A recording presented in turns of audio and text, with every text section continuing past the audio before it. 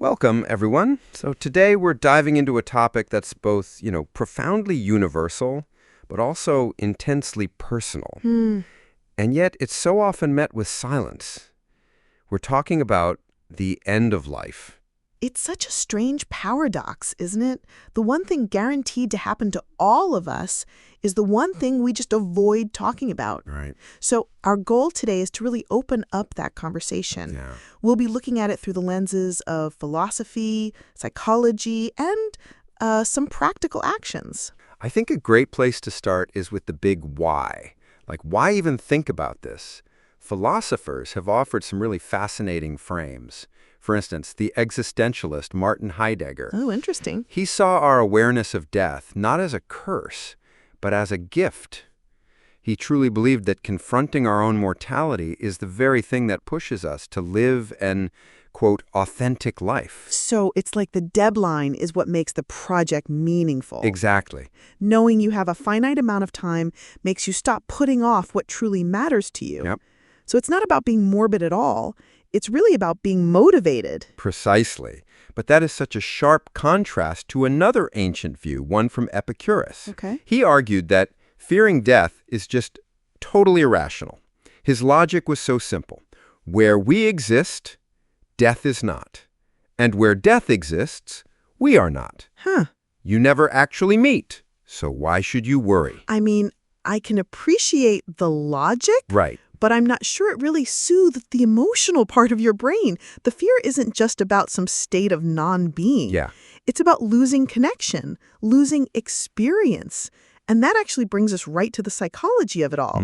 Because our modern world is almost engineered to deny death, isn't it? Absolutely. We celebrate youth. We fight aging. Totally. We see death as this medical failure instead of a natural part of life. Yeah. And because of that huge cultural denial, Yeah. psychological research shows we're just less equipped to cope when it finally arrives. But this is where new approaches are starting to emerge. You're talking about things like death education, right? Exactly. It sounds a little clinical, I know, but the whole idea is to build comfort and competence in these conversations. Right, for everyone. Not just for patients and their families, but for the healthcare providers too. And right inside that, there's this really moving practice. It's called dignity therapy. Wow. It's designed to help people who are nearing the end of life articulate their sense of meaning and legacy.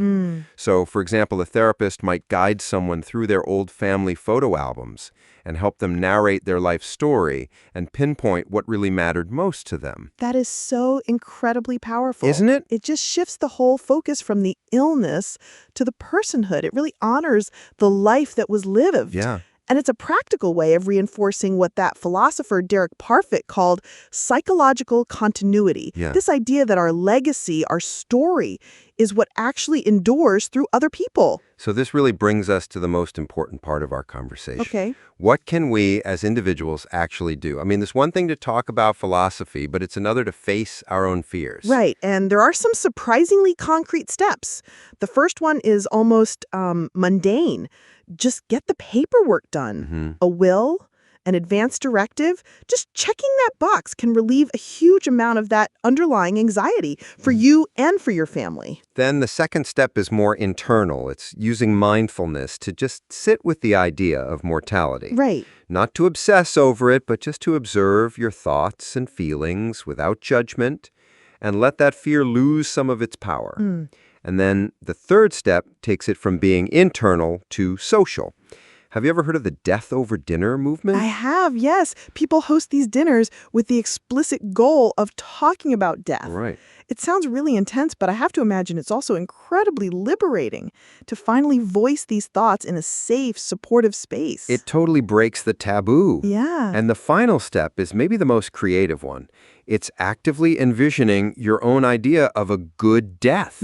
It's not about trying to be controlling. It's about being conscious. What music would you want to hear? Oh, wow. Who would you want by your side? Wow. What would bring you a sense of peace? It's like you're storyboarding the final scene. Yeah, exactly. I mean, it gives you back a sense of agency and turns this terrifying abstract concept into something that's personal and manageable. Right. It just brings it all together, from that existential call to live authentically, Yeah. to the psychological need for dignity, Yeah. all the way to a practical plan for your own peace of mind. It's really a journey, really, from fear to preparation and hopefully to a much deeper appreciation for the life we have right here and now. So here's a question we'd like you all to think about. Okay. If you were to design your own good death, what's one sight, one sound, or one person you would absolutely want to be part of that moment?